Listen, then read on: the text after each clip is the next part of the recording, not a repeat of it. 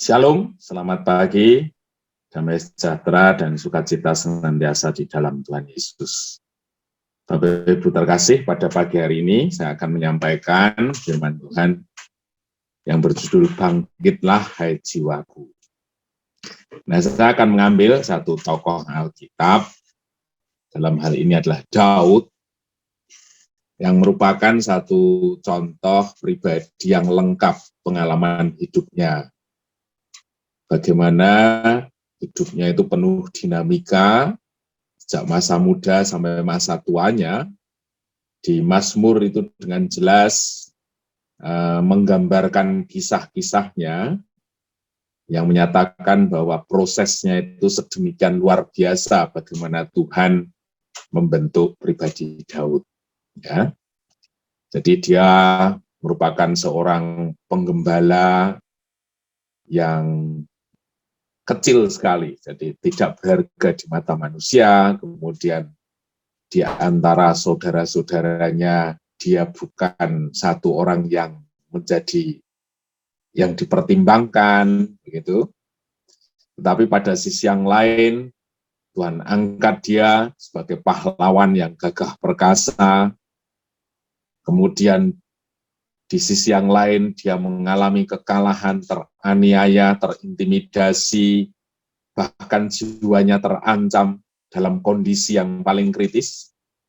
Dia berpura-pura gila, dia pernah jatuh ke dalam dosa, dan dia direndahkan oleh anaknya sendiri, kemudian dia ditempatkan tertinggi sebagai raja, dan lain sebagainya. Artinya di sini kita melihat bagaimana Tuhan memproses pribadi Daud itu tidak tidak ngeman, atau jabatan dia di depan orang, posisi seseorang di depan orang itu bukan merupakan pertimbangan Tuhan ketika dia menghendaki pribadi anaknya menjadi lebih sempurna. Namun seringkali pandangan orang tentu berbeda. Yang namanya nama baik, terus posisi, terus sesuatu yang dicita-citakan itu seringkali dijadikan nomor satu. Padahal bagi Tuhan tidak sama sekali.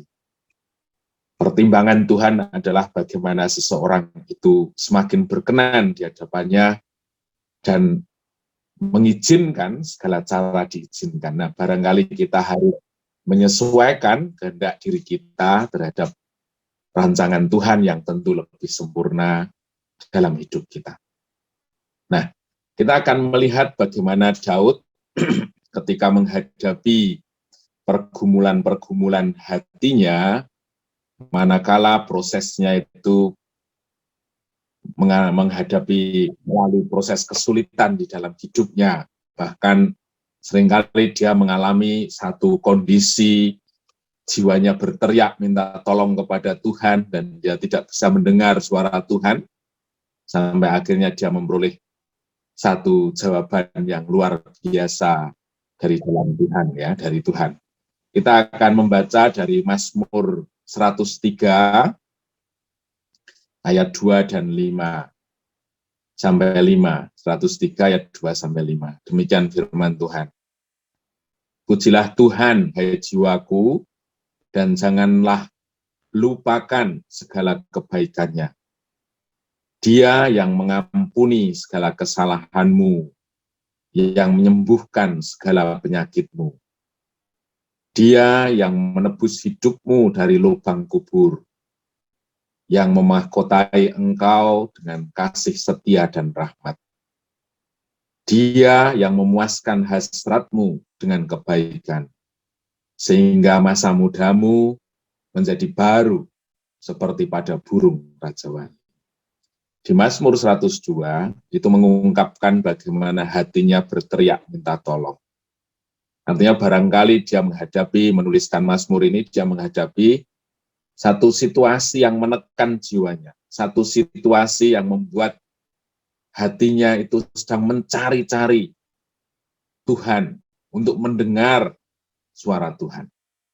Nah, kalau suara hati kita sedemikian, seringkali godaan dunia ini bisa menggeser pengharapan kita, kesetiaan kita untuk tetap mengikut Tuhan. Tetapi apa yang dilakukan oleh Daud manakala kondisi jiwanya yang demikian. Jadi dari ayat 2 sampai 5 ini, dia menceritakan bagaimana seseorang harus menguasai jiwanya, sehingga dia tetap teguh, berpegang, berpengharapan pada janji-janji Tuhan. Ya. Ketika kita menghadapi satu suasana yang demikian, apa yang mesti kita lakukan?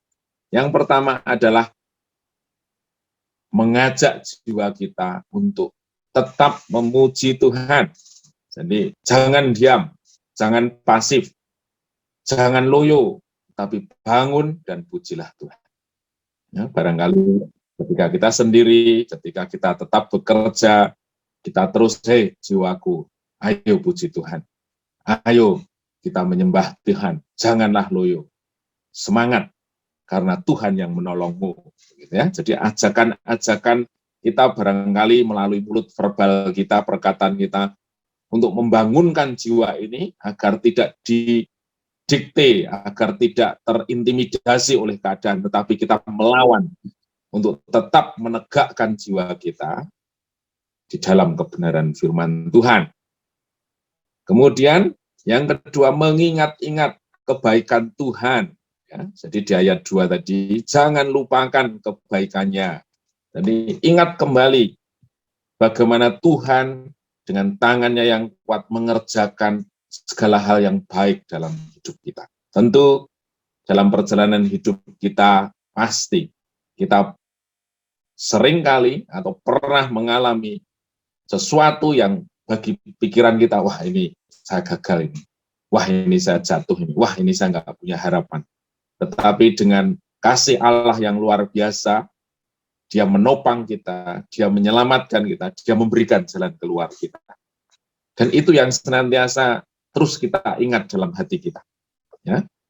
Memang secara kodrat alami, manusia seringkali terus mengingat kejadian-kejadian yang buruk, yang mendatangkan trauma di hati kita, mudah melupakan hal yang baik. Tetapi bagi kita, dibalik pikirannya, untuk kita mengingat segala hal yang baik dan secepat mungkin melupakan hal yang buruk.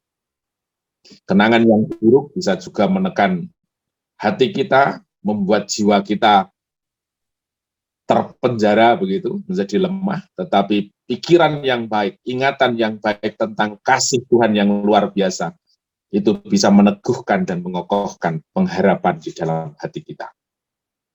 Ya, jadi kita harus memikirkan kebaikan-kebaikan Tuhan dalam hidup kita.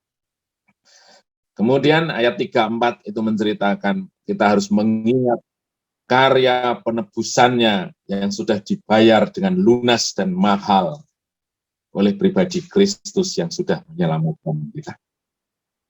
Jadi ingatan itu harus ada, bahwa apa yang kita jalani di hari ini, sekalipun rasanya berat, rasanya banyak tantangan, tetapi Kristus sudah membayar dengan nyawanya sendiri, dengan harga yang jauh lebih mahal. Sehingga tentu kalau kita bandingkan apapun yang kita jalani, itu jauh lebih mudah, karena Tuhan sudah membayarnya dan kita bisa berjalan untuk terus berpengharapan kepada Tuhan. Ya.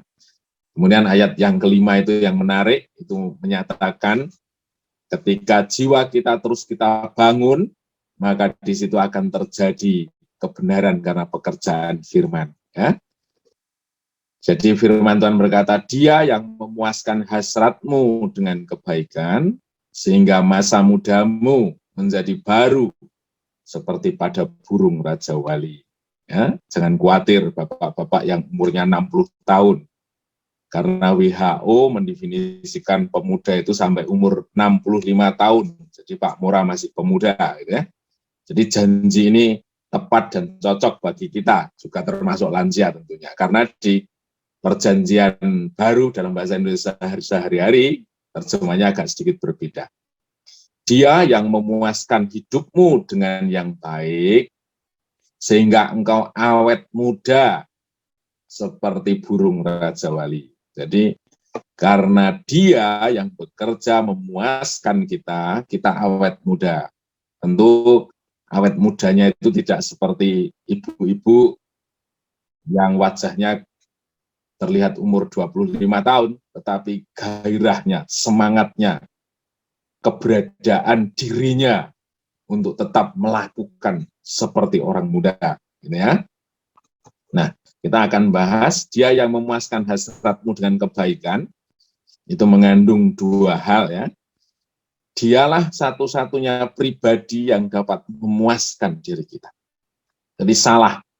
Kalau kita punya pikiran, kita akan dipuaskan oleh harta kita, oleh jabatan kita, oleh puji-pujian orang, oleh nama besar kita. Salah. Dia, Tuhan Yesus, yang hanya bisa memuaskan hati kita. Terus yang kedua, hanya dialah yang bisa membuat hidup kita dipenuhi dengan kebaikan. Banyak orang yang mengusahakan dirinya menjadi orang baik, orang yang sempurna. Tidak mungkin bisa. Itu hanya terjadi ketika Tuhan dan firman-Nya hadir dalam hidup kita, yang menuntun kita bertindak dengan hikmat Tuhan, dengan kemampuan Tuhan. Sehingga kita bisa menjadi diri kita manusia yang baik dan berkenan di hadapan Tuhan. Nah, di sini katakan, sehingga engkau awet muda, ya, seperti burung Raja Wali. Satu kehidupan yang senantiasa diwarnai oleh semangat yang baru. Jadi semangat kita bukan dibangun oleh slogan, ya, oleh apapun, oleh gairah dunia ini, tapi semangat kita dibangun oleh kehadiran firman. Bahwa hidup kita dipenuhi dengan tujuan-tujuan Tuhan. Hidup kita bukan sekedar dihembuskan nafas, kemudian hidup tanpa tujuan, tapi hidup kita dipastikan oleh firman yang akan menuntun kita bertindak sesuai dengan rencana-rencana Tuhan. Ya. Kemudian kita senantiasa dikokohkan jiwa kita. Ya. 2 Korintus 4 ayat 16 di sini dikatakan, sebab itu kami tidak tawar hati, tetapi sekalipun manusia lahiriah kita semakin merosot, namun manusia batiniah kami dibaharui dari hari ke hari. Ini luar biasa. Memang umur kita semakin tua, kemampuan kita semakin turun. Ya. Kemarin saya mau nyoldir untuk komponen yang sangat kecil, 5-6 tahun lalu saya masih sanggup, tapi sekarang benar-benar tidak sanggup. Artinya saya sendiri mengalami bahwa tangan saya mulai nggak tenang, mata saya sudah mulai nggak kelihatan. Itu sebagai satu ciri fisik bahwa tubuh saya semakin merosot, tetapi hati saya tetap bergairah, bahkan saya semakin mengerti rencananya semakin ada di depan mata, oleh karena kehadiran Tuhan yang senantiasa memperbarui hati dan pengharapan saya. Ya. Jadi saudara-saudaraku, mari firman Tuhan tidak kenal umur, firman Tuhan tetap menjadikan firman-Nya itu yang memperbarui kita dari hari ke hari. Kita selalu punya harapan di dalam Tuhan. Ya.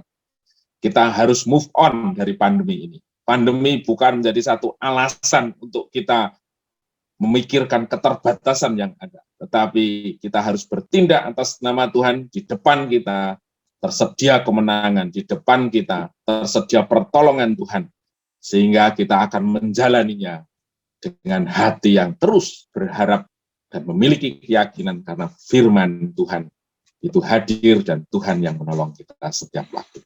Terpujilah nama Tuhan. Mari kita bawa hati kita untuk memulai doa di pagi hari ini.